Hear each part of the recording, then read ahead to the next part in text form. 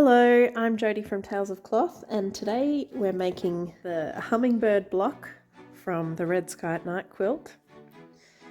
Now I'm going to show you how I sew it together when I colour it in this way, but there are actually a few different ways that you can colour it in, and if you change that, then I recommend sewing it together in the way that makes the most sense for keeping track of your pieces. So for example, this block here, or portion of the block that we have, the little flower, can be put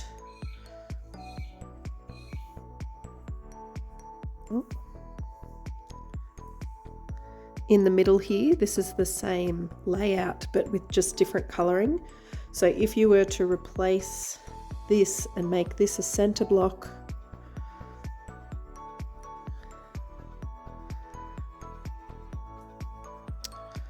tails make it very difficult to move easily, a centre block, and then colour in these pieces differently to make the block look different, then I would start by sewing the centre piece and then working out.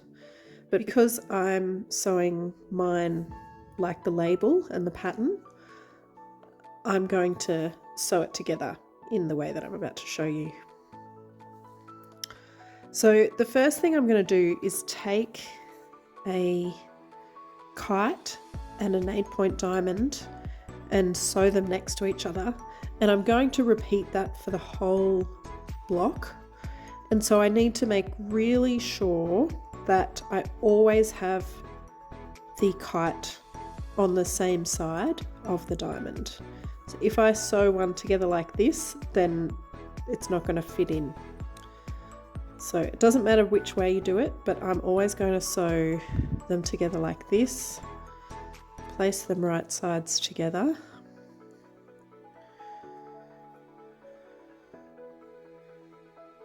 and stitch.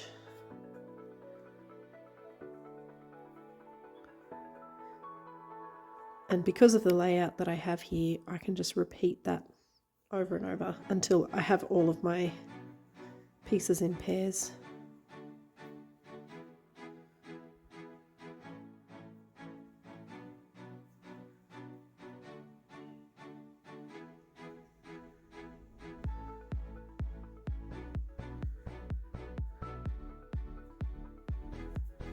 Okay, now that I've sewn all these little pairs together, I'm going to sew them into half flowers by adding these two together like that.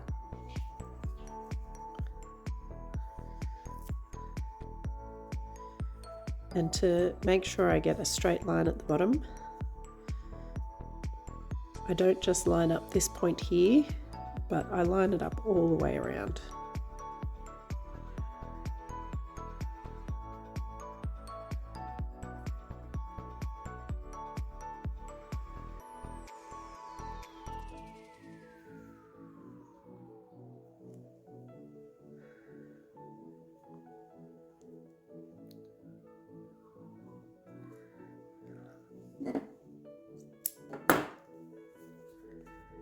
There's my half flower. Now I'm going to sew the other ones together. Okay, now I'm going to sew these two halves together to complete the flower.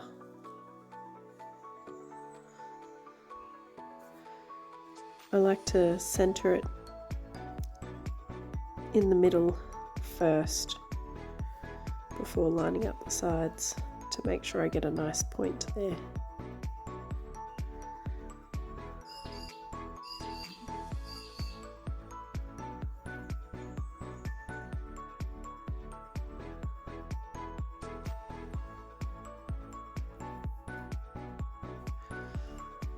Okay, there's my first flower. You can see that the center isn't perfect, but it's pretty good.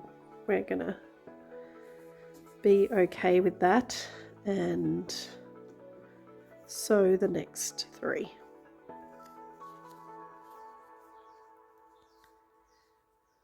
Okay, now that I've sewn my 4 flowers, I'm going to add these white kites to the top of each one, and then I'm going to add the top flower to the joining shapes.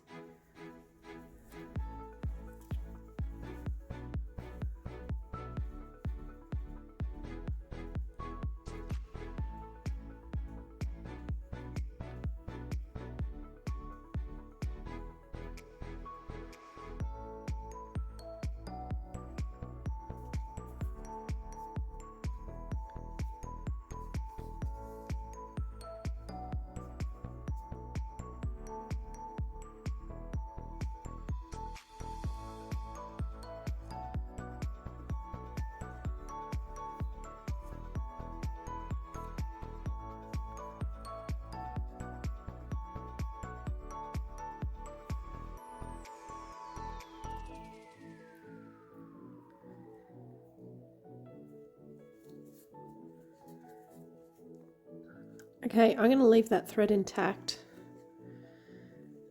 and keep going around the shape, adding this part of the block here.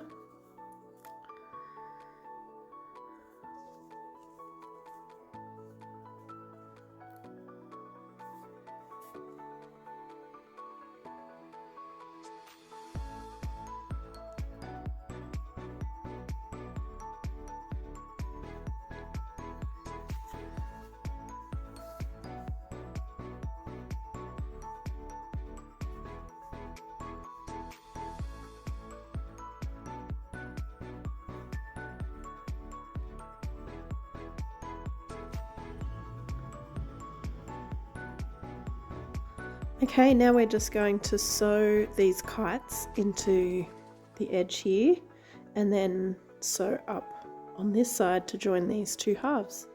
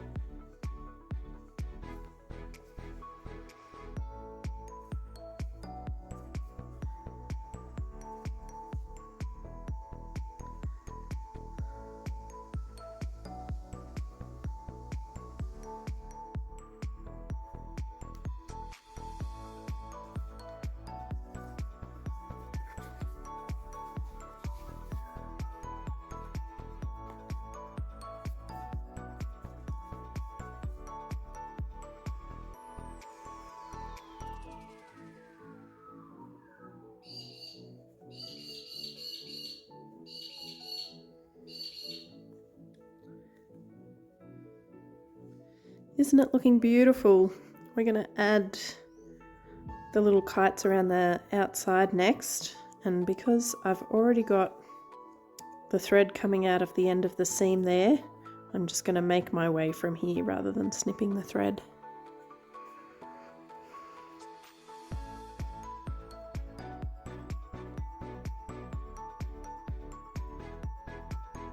And here's my finished hummingbird block. Now, because this one doesn't finish square like the other blocks in the Red Sky Night Quilt, I'm going to show you how I trim it after I've finished sewing. The first job is to turn it over and take all of these papers out.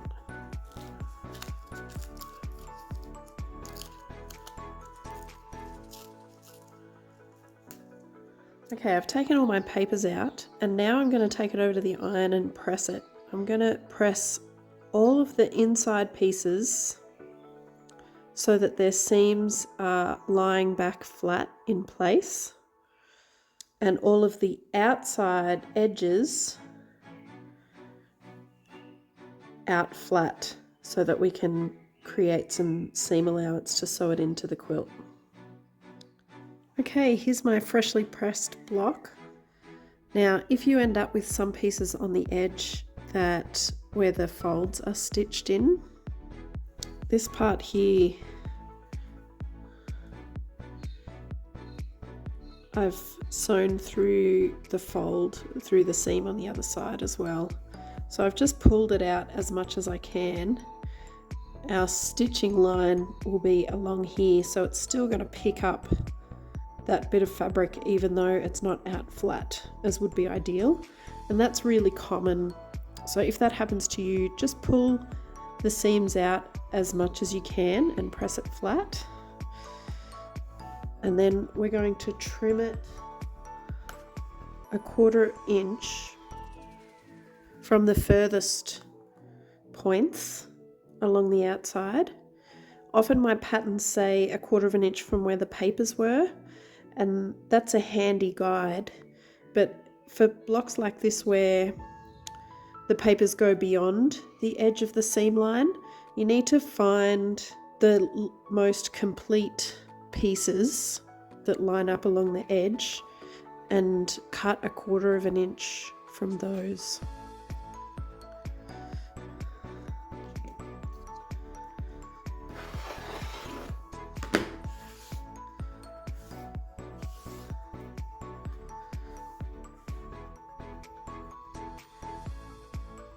Now I'm lining a line up again up there, as well as lining up 1/4 inch here. It's great to have a couple of measuring spots.